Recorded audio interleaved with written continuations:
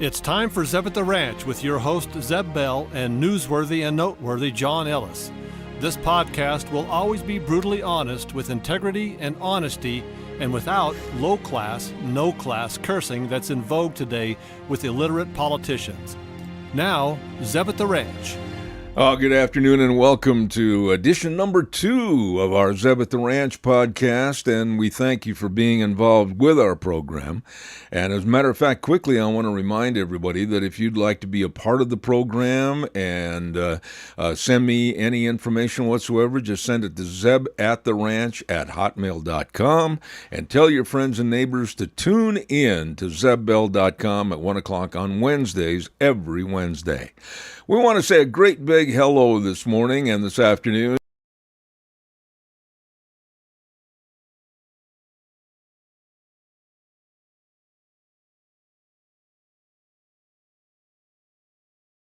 Tune and tell your friends. Thank you very much. Ladies and gentlemen, last week, right here on this program, as a matter of fact, we had word of the shooting and killing of Charlie Kirk with Turning Point USA. And it's a sad, sad week with all the news about the shooter, his background, personality, and what's happened since his arrest, etc. And our dear friend John Ellis, good afternoon, John, is here in the studio with us. And you put the time and the effort into a short news clip with our friend Charlie Kirk so that maybe if people aren't aware, they could listen and find out more of what his personality is. Yeah, this is a clip that's been going around a lot. And to be honest with you, I didn't really follow Charlie Kirk that much. I knew a little bit about him, but I think this really surmises what he's all about and why he is the way he is and how we should be. So take a listen. Here we go. I go around universities and have challenging conversations, and because that's what is so important to our country, is to find our disagreements respectfully, because when people stop talking, that's when violence happens. I've never seen someone do this. Well, it's a growing trend because people like me are facing violence, assaults, the left. Yes, the campus Antifa. I've been stormed out of restaurants. I've been assaulted publicly, multiple death threats. Okay, so what's your goal in all this? There's more people that agree with me than some people would actually believe, and they come out of the woodwork when I do stuff like this. We record all of it so that we put it on the internet so people can see these ideas collide. When people stop talking, that's when you get violence. That's when civil war happens, because you start to think the other side is so evil and they lose their humanity. That's Charlie Kirk, and to say the least, I find nothing that he said or stands for that would or should cause the violence that occurred last Wednesday. John, your thoughts on an American citizen, a father, owner of a great big company that has been very supportive of politics in this United States, Turning Point USA, but now murder and assassination seem to be the rule.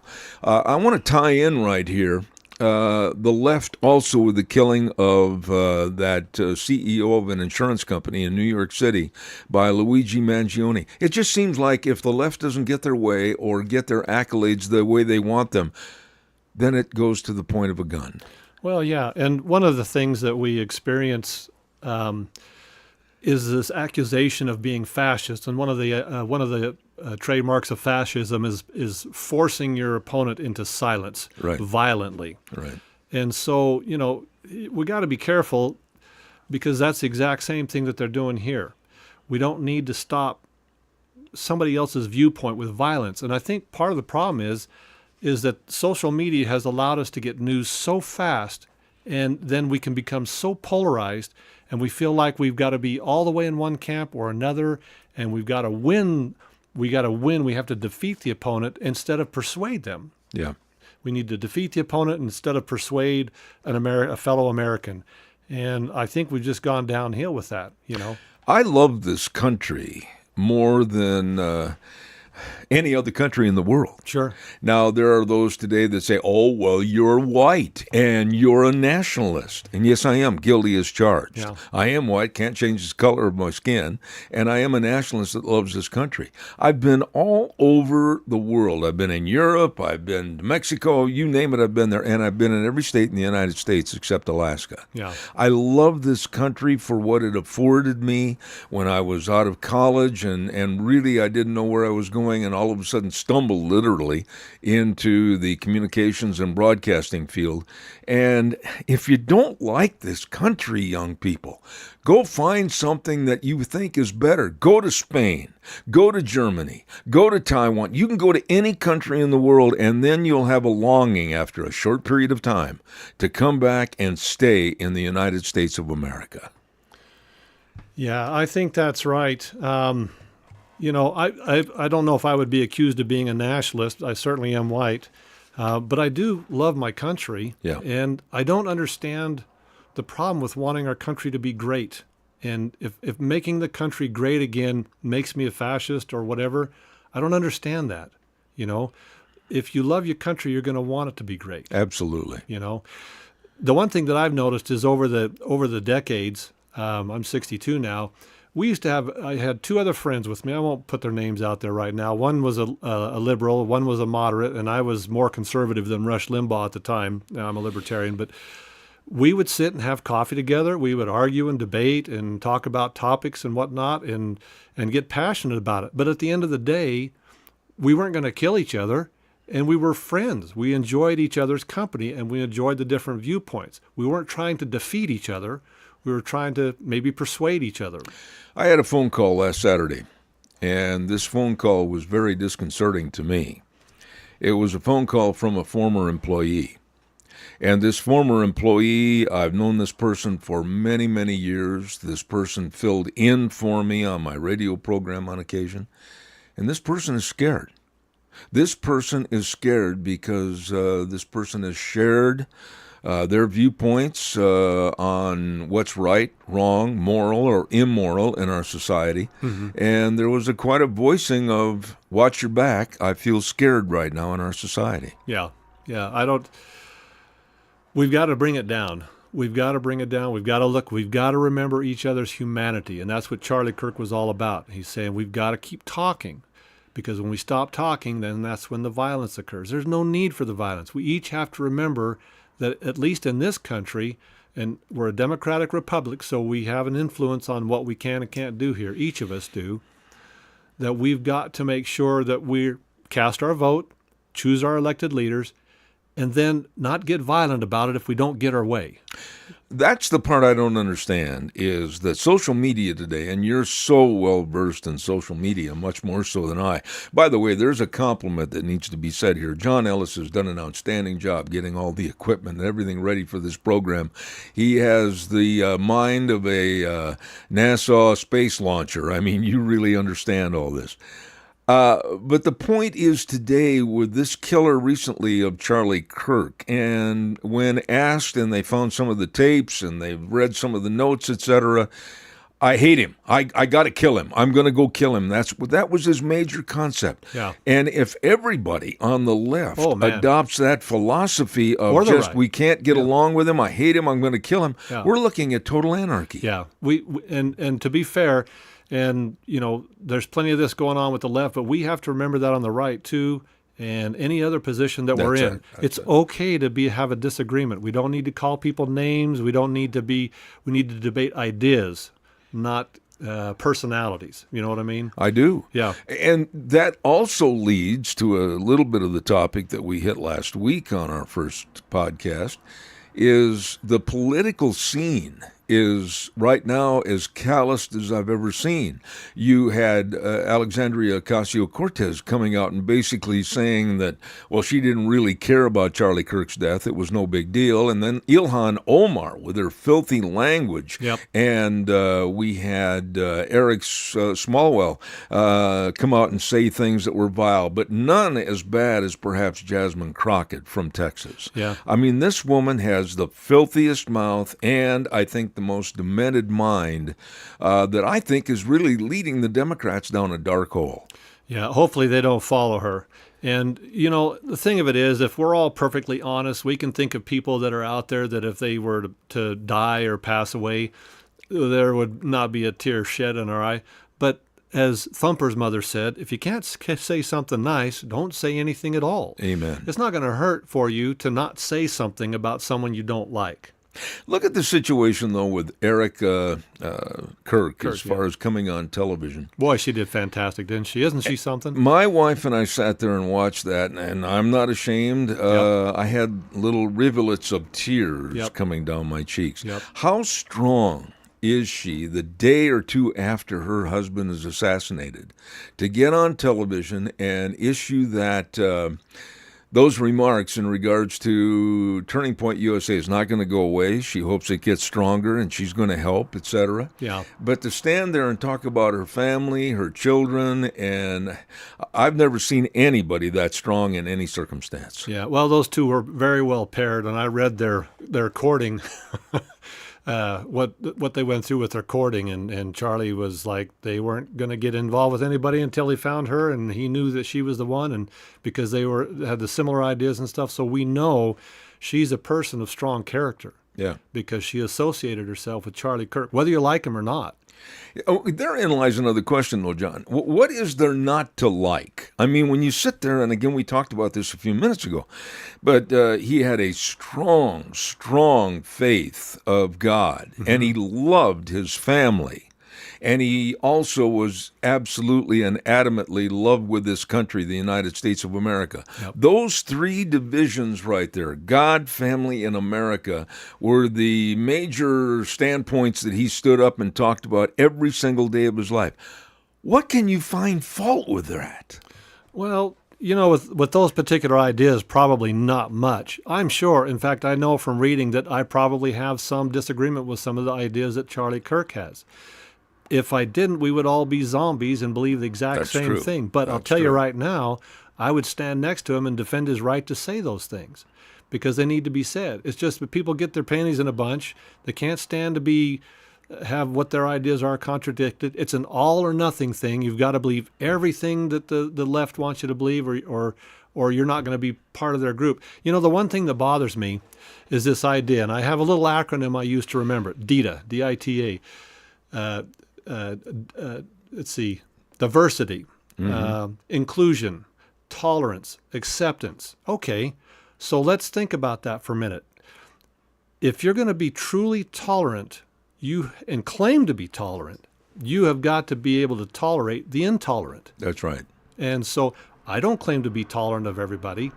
But I think when you hold that banner, which the left claims to hold of tolerance, they're not tolerant at all. The only time they're tolerant is if you believe everything that they say. Well, look at the situation with the vigils. Let's talk about that just for a moment. Around the country, in Charlie Kirk's hometown of Phoenix, Arizona, and all over the country, Boise, Idaho, back in Wisconsin, you name the place, and many, many of the colleges and universities that had a vigil for Charlie Kirk. And then you see the kooks and the crackpots, like what happened in Boise and down in Arizona, where everybody is honoring with their flowers and their well wishes and cards, sympathy cards, etc. And then you get the crazies that have no respect for people and humanity in general go through and try to absolutely desecrate the entire scene. Yeah, that's really sad. And it comes back to, again, if you don't have something nice to say, it's okay not to say anything, so I don't understand why. If you want to have a protest, fine, go do it another time. Have a little decorum, a little common sense, a little common courtesy. If you go, I've talked to my wife about this.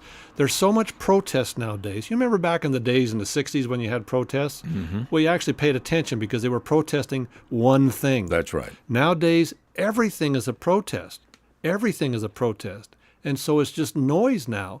And so to come out to a person's vigil or a funeral or any kind of a get-together where you disagree with somebody, you don't need to always be protesting. But what good does it do in what they're trying to promote or protest when you have this creep down like in Arizona that ran through the flowers and all the well wishes, kicking and destroying everything? And to be honest with you, I got to be quite frank with my German temper.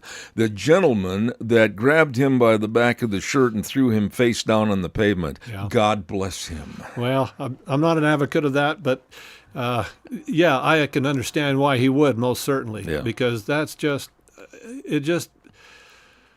you want to think that that's just a fringe, and hopefully that is, but you see so much of it now. It's like it's almost, you have to do this. It's almost like their mantra. It's a mantra, yes. Yep, we got to go jump up and down in the canoe. We got to stomp and throw a fit, and because we didn't get our way, and But wouldn't you say, John, pardon my interruption, but No. you just touched on an excellent point. That seems to be the mantra of right now the Democratic Party as a whole. They didn't get their way, they didn't win the election, and now they're causing all these problems. Oh, yeah. I mean, even if you just look at the confirmation process where they can't confirm anybody because the Senate or whoever's thrown up a roadblock with rules and whatnot, and it's senseless. Okay, I can see them fighting against some kind of a bill that they don't like, but they are protesting and stopping and trying to get ahead of everything just to be a roadblock. Yeah. For the sake of being a roadblock. That's it, you know? Well, it's like you said a little bit ago. I do not understand exactly why there can't be a, come on in, Pastor Alex Lissau coming in for our next segment in just a few minutes. A meeting of the minds to where, okay, let's just assume that you're on one side, I'm on the other. Sure. Why can't we sit down face to face like we are right now Yep. and say, I understand you have a difference of opinion. Right. I understand that from what I've heard and read, you don't agree with my stance. Right. And I, in turn, don't agree with yours. Let's try to seek some common ground as adults and see if we can't really solve this without any major problems. Sure. They don't do that. Yeah, and more importantly, if you only listen to your own ideas, you don't grow. That's right. So even if I disagree with what you have to say, it's important for me to listen to it and not just give you eyeball service, but actually consider what you're saying. Does that make sense? Do I need to change what I believe? Yeah. Is there something different going on here? Is there something I can gain from this dialogue? Even though I disagree with you passionately on something, there's still something to be gained here, if nothing more than just learning how to dialogue civilly, which we've forgotten how to do. You know, in the old days, when you had to sit down and talk to people face to face, if you got in a fight, they'd punch you in the face. That's but now right. on social media, you can say the vilest thing to people and nothing happens to you. But I think today it's even more dangerous, hurtful, and perhaps deadly with the social media than it used to be from just poking somebody in the nose. Oh, yeah. Oh, it is. Yeah. The impact is terrible. And to be honest, I haven't been on Facebook for 5 years. I closed my account because, well, nobody wants to hear from me anyway. So, yeah. But, let's talk about that just a little bit because we on the right, if you will, have been called fascists every single day. We've been called bigots every single day. They hate MAGA, Make America Great Again. They call us racists at the drop of a hat, and that's something that really fries my hamburger is that I'm a racist all the time. I've never been a racist in my life. When I went to college, some of my best friends, and I'm not trying to link color in this or whatever, some of my best friends were some of the black athletes at the school I attended. Yeah. And they were always part of our fraternity parties and everything else. So I'm sick and tired of everybody saying just by my being a conservative and right wing that I'm automatically a racist. Yeah. One of the things that's really bothered me is this white privilege thing. Oh, amen. And I'm sorry if you're labeling me a racist simply because of my skin color. That in and of itself is racism. And I have to look these terms up all the time: racism, socialism, fascism, because I keep thinking maybe I don't understand what they mean. Because racism, that's where you believe a person of a different skin color is inferior or superior to you simply because of their skin color. I don't know many people that believe that. Absolutely. Before we continue on with this white privilege, and I want to get into that a little bit deeper, I want to remind everybody that's listening, this is Zeb at the Ranch podcast, and you are more than welcome to write down zebAtTheRanch@hotmail.com. Send us an email, let us know how we're doing, and tune in. Tell your friends to tune in every Wednesday at 1 p.m. And, of course, go to zebbell.com, and we'd love to have you be a part of the program. You mentioned white privilege, and boy, you really turned up the stove on that one. I'm not trying to say, oh, poor me, because I'm glad of what I did and I'm glad of what I've achieved. But I didn't get a silver spoon handed to me. Right. I went out and worked for everything that I've achieved, and I mean that sincerely. Nobody ever gave me anything in my life. Yeah. I'm proud of the fact that I worked hard. So please, explain to me, what is my white privilege? Well, and my wife and I have discussed this a lot, and so doors are open because of the color of your skin. Okay, maybe that's been the way it was in the past, but the day we had a black president, as far as I'm concerned, that's over. You look Black at a lot. vice president, Yep. the list goes on and on. Yep, and President Trump, he's appointed many people of That's color and gender, sex. There you I'm go. beginning to despise that word gender, even though it's accurate. So, yeah, don't give me that anymore. Sure, there's going to be racist people. There always will be. We can talk about this another time, but I think the Civil Rights Act was a mistake. But anyway, you're always going to have racist people, and there's not much you can do about that. But let's look at the other side and see the people that are around us for who they are. And most of the people I know, they could care less what the color of your skin is. Well, the definition of privilege because of skin color, black privilege, brown privilege, whatever, that never comes up. And if you really want to go right to brass tacks, and I'm so glad that Pastor Lissau's in the studio listening with us right now. He was a former college football player, etc. When you look at the bulk of the teams that are on the floor or the court, or the field or the court, Yeah. whether it's football, basketball, or whatever, if you really want to start throwing privilege out, then start with the colors of the various skin colors that are not white. Well, and that's an example you could use to make a basis of a false premise. Because That's there's right. so many black players, well, then they've got privilege. Well, it might just come down to the fact that they're dang good at what they do. There you go. Let's hire people on merit. Yep. You just led right into it. Yep. I couldn't care less about privilege. I couldn't care what the color of their skin is, what their religion is, as long as they do the job to the best of their ability for the company that they work for, Right. regardless of whether it's sports or in the business world. Yeah. That's the person that should be hired. Yep. I don't care. And I've had different people work for me. I've had a transgender work for me. I don't care. Show me your chops. That's all I care about. If you can do a good job for me, you're an equal. You're a peer. Why do you think, and I'm going to mention this a little bit later on to Pastor Lissau, but now more than ever, I think, and I've been on this old earth a long time, a lot longer than you. When you said 62 earlier, I'm jealous. That was a long time ago in the rear view mirror, Yeah. let me tell you. But why do you think the left, and they've come out and said this, hates God and Christians so much? Well, again, we got to be careful with that because I don't think everyone on the left do, but there's a loud, vocal group of them that make a big deal of it. I think because of accountability. Explain that. If you can live your life any way that you want, truly, if you could just go kill people, it doesn't matter. There's nothing wrong with that. Steal, whatever. Then that's a wonderful, wonderful life for you. Except it's not, because God, if you have to acknowledge that God exists, then you have to admit that you were created, and He's probably got a set of rules He wants you to go by. But if you can get rid of Him, then abortion's okay, homosexuality's okay, transgenderism's okay, everything like that's fine. And which I don't have a problem with. If that's how you want to live your life, that's fine. But I acknowledge that there is a God. And so for me, some of these things are wrong, Well, you have to have in a society, Yeah. a civilized society, you have to have rules to live by. Yeah. And they have to be adhered to.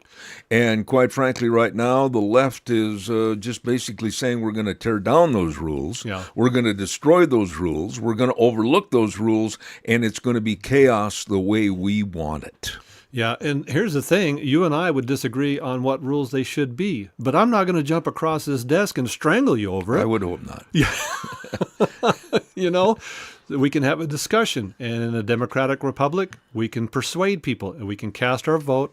And then at the end of the day, we've got to live with what's going on. Absolutely. But the opposite effect, I think, is happening with Charlie Kirk's assassination. And I think that's a good thing. And the opposite effect is, I think that the left not only shot Charlie Kirk, they shot themselves. Yeah, this didn't help at all. And like I said, I've read an article about from a Democratic professor, and he was very sad about it. He debated Charlie Kirk, thought he was a wonderful person, and he was just dismayed about how us as a society could take this direction, you know. So I don't know. We've got to do better. That's all I can say is we got to do better in our interactions with people. But the getting there, I mean, I kind of would go along with the analogy that we're like on a Monopoly board right now. We're in the bad section of town, Baltic Avenue. That's where we are right now. We need to get all the way around the board to Boardwalk, where people live in a harmonious lifestyle, etc. Yeah. How do we get there? Well, it all comes down to persuading people and taking criminals off the street. This assassin, he needs to be dealt with. People that want to create these violent acts at these vigils, whatnot. What the mistake that we're doing right now is we're not arresting people for criminal behavior. That's right. If you start arresting people for look what President Trump did in D.C. He says we're going to start arresting the criminals, and what happened to the crime? It went down. That's right. You know, whether you agree with his tactic or not, and I'm not 100% in agreement with it, you can't argue with the fact that if you start enforcing the laws, your crime is going to go down. And we've got to clean up the rest of our society as far as our education system. There's even certain colleges right now, you probably heard about this, that are teaching a class on how to steal. Oh, no, I hadn't heard Yes, that. honestly. I read that last week, and I about fell out of my desk chair. They're teaching college students how to steal. They feel like if they're underprivileged, they should be able to get certain things. Yeah. My suggestion would be work your butt off and attain them honestly. Yeah, I agree. I wholeheartedly agree with that. I don't understand that at all. Of course, I don't understand a lot of the college classes that we have now, but that's a terrible one. If it's it would be. I can't understand paying $60,000 a year to learn basket weaving. Yeah, no kidding. Yeah. My little rule of thumb to the Democrats on the left right now: get off your high horse and get back on your Shetland pony and start acting decent.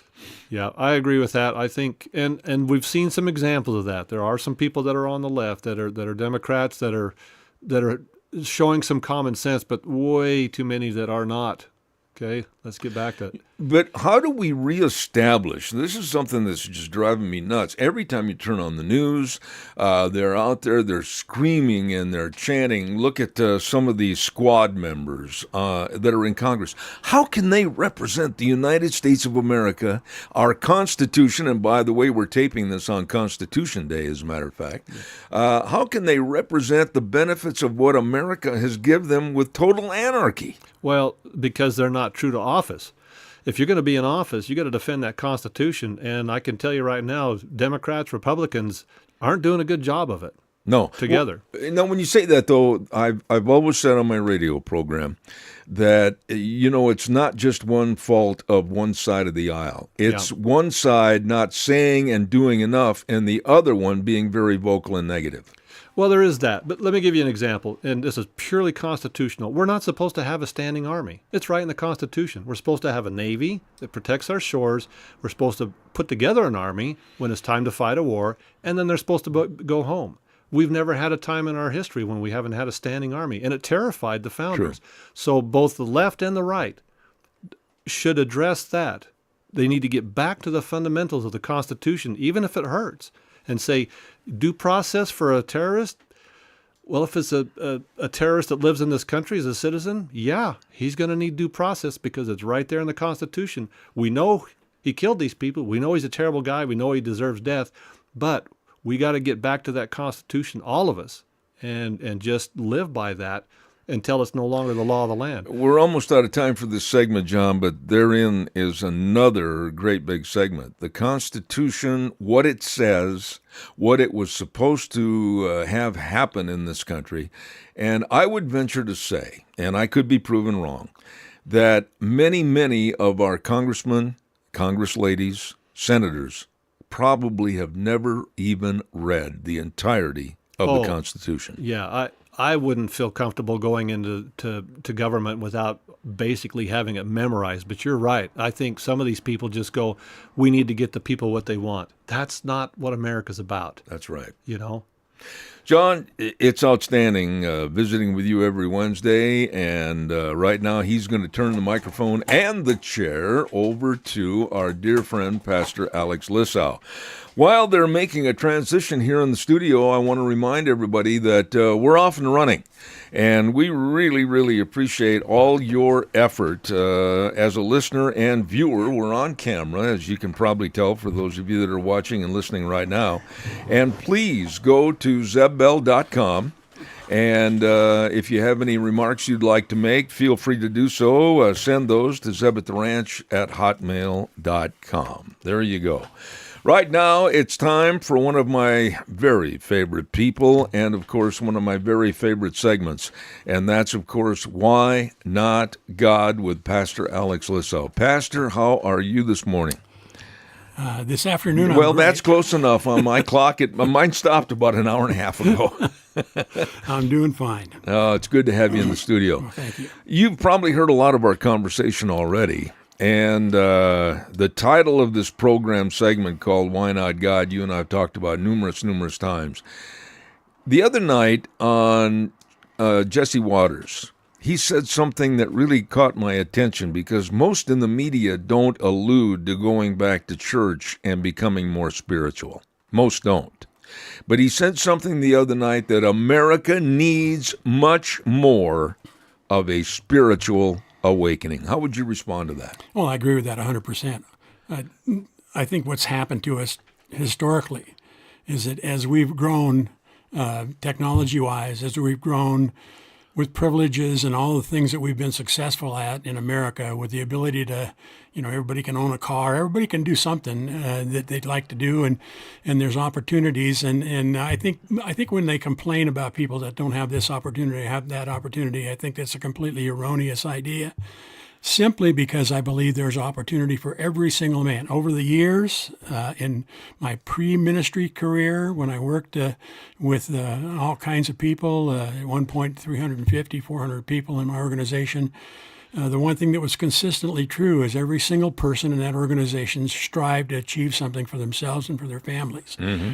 And so I don't remember anybody asking for something for nothing. Well, I have to say that at one point, when I had to argue with union authorities, I had a difficult time with that, but because everybody wanted something for nothing in those cases. But they wanted more on their side than on my side, and so it wasn't a win-win kind of a negotiation. It was who can get the best of the other guy, and that's kind of human nature either too. But I think the problem in our society is that we've had it too soft in one sense, because it's been a while since we have been involved in dramatic world wars and families and husbands and fathers, and they're all gone, and wives and mothers and children are all scraping together to survive. And so now we've gotten soft. We've got all kinds of benefits, and a lot of them are based upon a negative budget. We got a tremendous problem with overspending in our society, and yet we want to keep feeding that because that's what keeps the people happy, and that's what brings them back into authority. So, well, you're an immigrant. I am. And I don't remember you ever saying that they held out a silver spoon for you and your family when you came to the United States. Absolutely. Your dad was a widower and brought his family over here. I'm using your story as you've given it to me many times, and worked doggone hard to make sure there was bread and food on the table and that you had your education. Today, it seems like everybody's standing on a street corner, not everybody, but most of the Generation Zers that want a tin cup and a gimme attitude. Would you agree with that? I think a lot of them do. There's still a large group, I think, Zeb, that people that know how to work because I they've been agree. raised properly. Yep, And absolutely. you get into the middle, you got the East Coast and you got the West Coast. And you get in the middle of the country where you've got all kinds of people that are farmers and manufacturing and, The rural mindset. Yeah, the people Absolutely. who have learned that their greatest success in their lives and for their families is hard work. Yep. And they've been raised that way. I was raised that way to have hard work. It will produce you what you want. One of the first few things I remember when I was younger, my father said to you, "You're an American now. And while we are here in this country with all the opportunity is you got to learn the language, and then you got to learn how the system works, and then you got to work your tail off to be successful. Because if you sit around and just wait, you're not going to go anywhere." Where we are right now, and you and I have talked on the phone frequently since last Wednesday with the absolute heinous act of the assassination of Charlie Kirk. As a pastor, standing up in the pulpit and looking at your congregation, are we in an insurmountable problem of trying to bring America back 180 degrees as to where it should be? I always said on my radio program, the way things were are the way things ought to be. And I mean that more than ever. Where are we, in your opinion? And can we, in some respect, by prayer, whatever it might be, get back to some common sense in this country? Well, I think there's still the stadiums full of people who go to these certain kinds of mega churches around the country, and so you can't deny that there is activity going on. But the greater majority of most churches in the United States are under 50 members. And mine Is that right? Yeah, well, that's been the number for a while. I don't think it's changed a whole lot recently. So, in my congregation is a perfect example of a little group of people, a small group of people, because our denomination is not one that's very prolific in the area, and so it's a difficult kind of a thing to grow a congregation and to build on it. But the importance is that when we don't preach the true Word of God, when we don't preach the law and the gospel, and I'm talking about the law, meaning that is what exposes to us to understand what our sin is. Mm-hmm. We understand the difficulties and the failures of society and what sin is. And then the gospel comes in to save her. They come in and it speaks to us, what is it we have to do? What is it that God has made available for us that we can change our lives and succeed and find peace and happiness? And it all is based upon the simple act of hope and effort. It requires effort. I mean, we're saved by grace through faith. No question about that. Ephesians chapter 2 speaks to that. But the reality is that you just can't sit around and expect it all to come to you. You've got to get involved. You've got to learn the Word. You've got to be involved with other Christian people. You've got to serve, provide.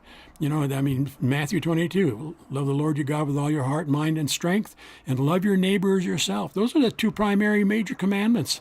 And that's where we should be as Christians, working with one another, building each other up. But we have a problem in our society that's been dumbed down. It's been drawn away. There's a lot of entertainment kinds of theology out there versus true biblical theology. And someone told me many, many years ago, before I even went to seminary, is that the gospel is offensive. And I said, well, what does that mean? It means that the gospel tells you what you don't want to hear. Mm-hmm. And it's going to cause you to feel offended. Why do I have to listen to this person who's written to me centuries ago? What do they know about my life and those kinds of? Well, they know pretty much everything. That's right. Because we see over and over again that history repeats itself, sadly, but it does. When you watch the news, and I know that you're, and this is all respect when I say this, a news junkie like I am, quite frankly, and you turn on the news and you see these college students yelling and screaming that they hate Christians, that they hate God, and they mock. One student yesterday I saw on television mocking the death and the shooting of Charlie Kirk and mimicking what happened, etc. What happened to these young people? I mean, you can go and blame the parents, you can blame the education system, but there is a total lack of respect for living in this country. And chaos, that's where we're at. I agree. And the chaos is built upon the fact that the family unit I believe that the family unit in our society is nowhere like the family unit that existed in the earlier centuries of our country. You know, when Grandpa got too old to farm and son took over the farm, Grandpa was either down watching animals, or had the grandkids with him, or he was down fishing and talking about life with the grandkids. Grandma was teaching the girls how to cook and bake and all those kinds of things. I realize those are horrendous kinds of thoughts amongst our society today, but the reality is quite clear that there was an upbringing going on within the household, setting a tone and a character. And this is where Scripture tells us, where Proverbs tells us, raise up a child in the way they should go, and when they get older, they won't depart from it. Not 100% true, because many of us departed from it at a certain point in our lives because we thought we were in control of our own destiny. And we are, in a sense, obviously, but it's by the gift of God that we control our own destiny, the hard work we're given. But at the same time, if we're not raised with a foundation, then we are like a house without a foundation. We're going to collapse under pressure. Amen. If I may, I don't know if you're familiar with this writer and or this story, Pastor, but I want to read a small paragraph to you, and I want your response. Thanks to my lovely bride that went through, and we found this story by Matthew J. Peterson, and it's entitled On Natural Piety, God, Family, and Country. And if you're familiar with this paragraph, and I want the audience to really listen closely, man becomes a debtor to other men in various ways, according to their various excellence and the various benefits received from them. The principles of our being and government are our parents and our country that have given us birth and nourishment. Consequently, man is debtor chiefly to his parents and his country after God. Wherefore, just as it belongs to religion to give worship to God, so does it belong to piety in the second place to give worship to one's parents and one's country. Amen. That sums it up, man. Oh, absolutely. I agree 100% with that. And you can see it. You can see it amongst us in our society. I see it in the church all the time. I mean, I'm 29 years into the ministry, and in that period of time, I've seen it all the time. I've seen those children who have been raised in the proper way with the Word of God and with training in that family and being taught about what is moral and correct and proper. And they all seem to have a relationship with their parents and their grandparents. Just yesterday, I spent some time with a gentleman who is a good friend of mine, and the conversation we had is he had to leave a little bit early from the visit that we were having together because his grandson, who is farming now, has called him on the phone and said, I need you to run and get some parts for my equipment so I can keep the farm going. And so Grandpa looked at me and he said, I know you and I set up, we were going to have lunch together and everything else, but I got to excuse myself. I said, hey, absolutely. I wanted to hug him and say to him, that's exactly what it should be. Because our children should look up at their parents. The children should look up at what they've been taught. When my grandson speaks to me, when my grandkids speak to me, the first thing I do is I say, you got to listen to your parents. And the reason I can say that is because I raised their parents. And the things that I taught their parents are the things that they're teaching their children. And so I don't want to brag, but I can, that I have a family of faithful church-going people who are striving for success. You see that in families that are that way. Go ahead. No, I'm just going to say, but where was the transition for parents to stop really being parents? Well, our times have changed, Zeb. We had the. I wish I could be in a dilapidated brain mind here, but who is the guy that did the book about children, raising children, et cetera, back in the 50s and 60s? Dr. Spock. Dr. Spock. Yeah, I kept thinking Star Wars, I guess. Anyway, Dr. Spock. And the things that he taught in that easily were swallowed up by people because they thought, well, this is great stuff. But the reality is, it didn't.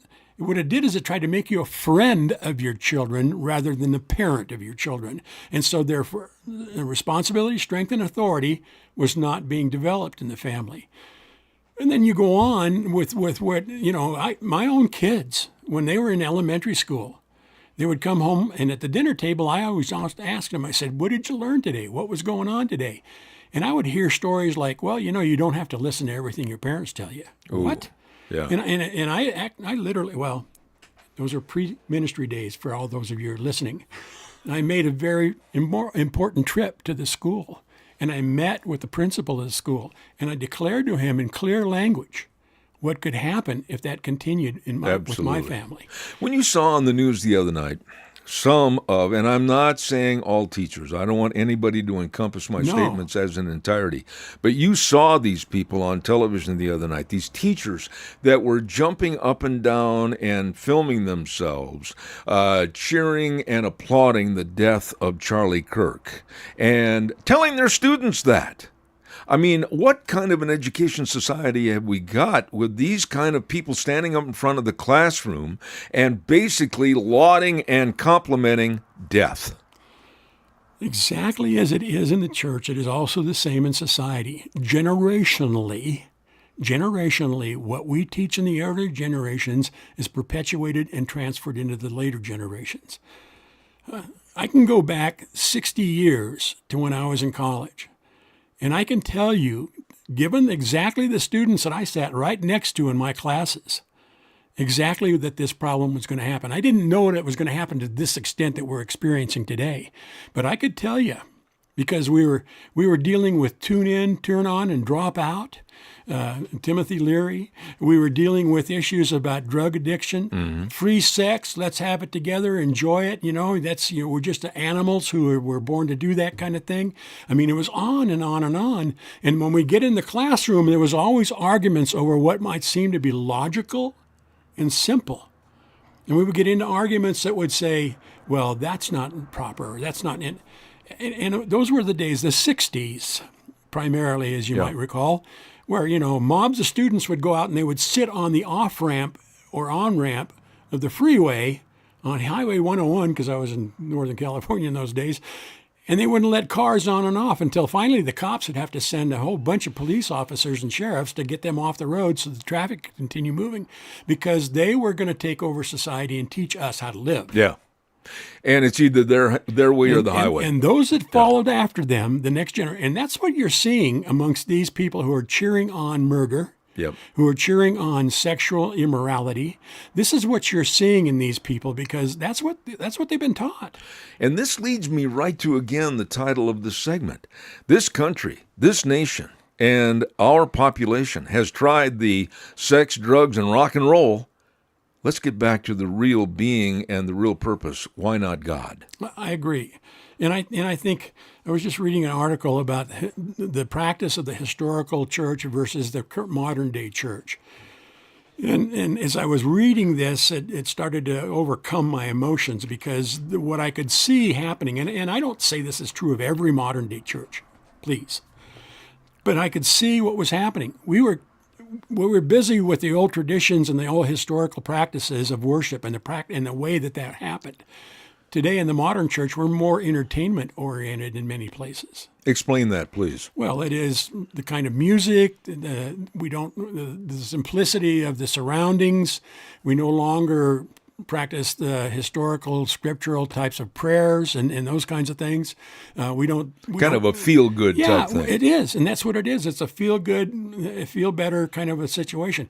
And while that has its value, no question about that, we need to be realistic about it. We need to, because where we are today, Zeb, is a product of not just some of the churches, but the product of our society and the product of our media and the product of our government, in which we've come to a place where we emotionalize everything. The values and the emotion, the anger that you see, the rejoicing over death and murder and those kinds of things, those are all based upon emotionally driven characteristics. I believe we are an emotional creature. I mean, when I see my kids doing things that are successful, I get teary-eyed, and I love it. I'm glad to see those things. And so I feel that emotion. But then I don't get emotional and say, well, I'm going to go to Washington, D.C. and just start beating up on all of the congressmen, or I'm going to, I'm not going to, I don't want to be violent. I don't want us to be a violent nation, a violent people. We need to be able to talk and work with each other, and you may not agree with what I have to say, and that's fine. You want to live your life your way, live it your way. But don't expect me to embrace it. Or live it your way. Absolutely. Therein lies the next part of the question I have for you, is that ever since, and I'm going to equate it with the Biden administration. Things went to heck in a handbasket in the last 4 years with the Biden administration. And the chaos and the absolute power of the left has been increased tenfold. What about the power that they have today when they start chanting that they're going to get rid of Christianity, they're going to shut down all the churches, etc.? As a pastor, what are your thoughts when you hear this and then realize what happened to Charlie Kirk last Wednesday? Well, and I believe that getting rid of the church is a hate. Yeah, it really is, and I see this argument going on right now in the news media. It's the difference between hate and we don't really hate just because I say something and just because I call him Hitler and it doesn't mean that I hate that person, and that's a bunch of hooey. I mean. Boy, I started to sweat. I don't know about John sitting over there, but I had perspiration all across my forehead. But it's true. That's exactly what it is because you are a representative of the character which you represent. That's right. Listen. I'm going to say this, and I know people are going to disagree with me. If you have signed your name to the Democrat platform on how you want society to be, then you have signed your name to a destructive basis. Yeah. And I know that there are good Democrats. I don't disagree with that at all, which was said earlier. I've had good friends of it. When I was in Vietnam, serving in Vietnam, I was surrounded by both Republicans and Democrats. You know, in the hooch that's what we call the place we lived in. Right. There was 9 of us in this hooch. And the conversations, and I remember the discussions that were being held, it was during a political year. And yet, everything that we talked about, we had black and Hispanic and white, all in the 9 guys in the room. In fact, the white guys were the minority, and we got along and we talked the things. We sat around the table. But you were all there for one purpose. Exactly. We were supporting our nation. That's it. In a time of difficulty, and we stood together. We didn't agree totally politically, That's right. but we were willing to die for one another. That's right. It was the word purpose, and it was a unified thought for all of you being there. Absolutely. And you know, when you listen to the things that our veterans say, when you listen to the people who you and I have met and know personally, the experiences, the gentleman that you had on here that was in his 90s and in the Veterans Day issues that you've done before, Zeb. I mean, these were, and when you see when they tell you the story of the guy laying next to him on the beach, on D-Day, Yeah. without arms and legs because of the bomb that hit there, the grenade or whatever it might have come. And then you see the tears in his eyes. These are a 90-year-old man who was doing this when he was 18 years old, still hasn't forgotten that. Amen. And he remembers what the sacrifice was for this country. We don't do that. We don't have the sacrifice mentality. Well, using those words, sacrifice for this country, quickly, and we're down to about the last 8 minutes or so on our podcast, but I want to ask you about this. What about re-implementing the draft in this country? What about re-implementing or coming up with an idea where male, female, everybody can at least be forced to serve their country in some capacity after high school? Are you in favor of that or not? I know that they've had this Israel discussion. has done it, and there's a lot of pride Absolutely. from the folks in Israel. Absolutely. They've had this discussion for some years now. The military will tell you, and I'm not talking about the liberal generals, but the military will tell you that they really love the all-volunteer military because you got guys there that want to be there. Want to be there. If they made that stuff. And I remember during my time in the Marine Corps was at the latter part and the ending parts of the Vietnam, and guys were coming back from Vietnam at the time.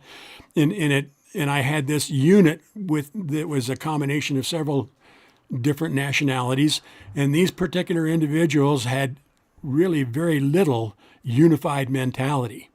It just had slipped away slowly but surely. And what had happened is they had not been in a combat situation. They had not been forced to sacrifice. They gotten to the point where they didn't want to follow rules and regulation. And you start to think, well, why is that? Why is it that the guy that has volunteered today comes in and he does what he's told to do? He may not be happy on some of the stuff he's told to do, but he does it. But in those days when they were and I got to admit this, in the Marine Corps at that particular time, it was one of these issues where you stood before the judge and you had a choice. You either spent 3 to 5 in jail or you went in the Marine Corps for 2 years. And the recruiter was standing right off the side, signing these guys up and sending them. My first unit, when I first got to Camp Pendleton, the 1st Marine Division, 50% of them were in the brig. I had to go get them every day in the Jeep to pick them up and bring them back and then try to build an organization. And the mentality, the attitude was totally different than the historical military man. The whole thing is, where's the pride in living in the greatest country in the world ever? Next year, 250 years of this great country. And I'm looking at right now what appears to be a very dark, sinister civilization that wants to take over this country and run it into obscurity. Where is the pride of being an American? Well, we haven't really talked about loving your country for a long time in the real difficult and most important sense. And I think that's where a lot of that's lost. If you love your country, if you love your faith, if you love your God, if you love your people, if you love your family, if you love your church, if you love other people, if you love America for what it stands for, what it was originally built for, then that love drives your pride. You want to be the best you can be for this country because you love it. I have friends that I love dearly, and I want to be the best friend that they can possibly be. I see that the same way in my family. I love my children dearly. I want to be the best grandfather and father that I can be. Love is the foundation. Look, as a pastor, I believe this with all my heart. Love one another as I have loved you, so shall you love one another, Jesus said. And the importance of that is that applies to every aspect of our society. Absolutely. And you and I've talked many, many times. I didn't serve in the military. I couldn't. I was 4F. But I feel like I'm serving now, trying to fight for the values of America. Zeb, I don't really have to tell you what I believe about you because you and I have been friends for a long time.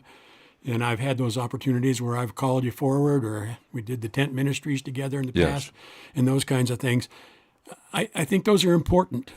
Being spiritual is important, granted, but that spirituality also applies to our society. If we don't use that to build and grow, if we don't use that to speak truth, if we don't use that to formulate a mentality that suggests what it is to be a person of honor, respect, love, tradition, those kinds of things, we're going to lose it.